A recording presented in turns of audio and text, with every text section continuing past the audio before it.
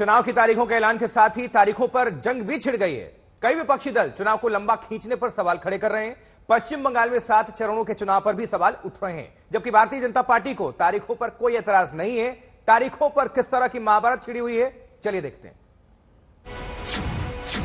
हमारी मांग कोई बैलेट पेपर की नहीं, हमारी मांग है वीवीपैट को भी साथ में रखा जाए और दोनों की गिनती की जाए। जब दूसरे किसी मुल्क में जब ईवीएम का इस्तेमाल नहीं हो रहा तो हमारे देश में क्यों हो रहा है? EVMs are 100% safe, 100% sure, we know now.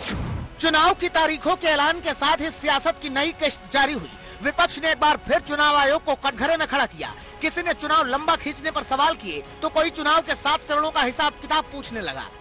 एक बार फिर चुनावी मौसम में ईवीएम की गूंज सुनाई देने लगी है। तारीखों के ऐलान के साथ ही विपक्ष फिर ईवीएम का मुद्दा लेकर बैठ गया।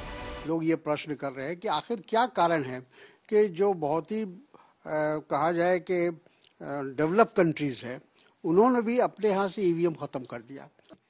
सारे दुनिया में बहुत सारे डेवलप कंट्री में भी ईवीएम को आज बदलते हुए फिर बैलेट में आने का सोचा जा रहे हैं और ईवीएम को लेकर शंका आम लोग जताते हैं। तो ये सब कोई एक दो व्यक्ति की बात नहीं है, ये एक तर्क है देश में जिसको हम नकार नहीं सकते। चुनाव आयोग को भी चुनाव ईवीएम से ही कराने हैं, ऐसे में वो भी जवाब देने के लिए तैयार था। बस इस बार अंदाज थोड़ा शायराना था। अधूरी हसरतों का इल्जाम हर बार हम पे लगाना ठीक नहीं। वफा खुद से नहीं होती, खता ईवीएम की कहते हो।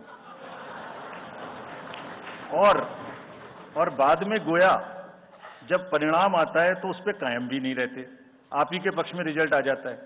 ये क्या बात है भाई?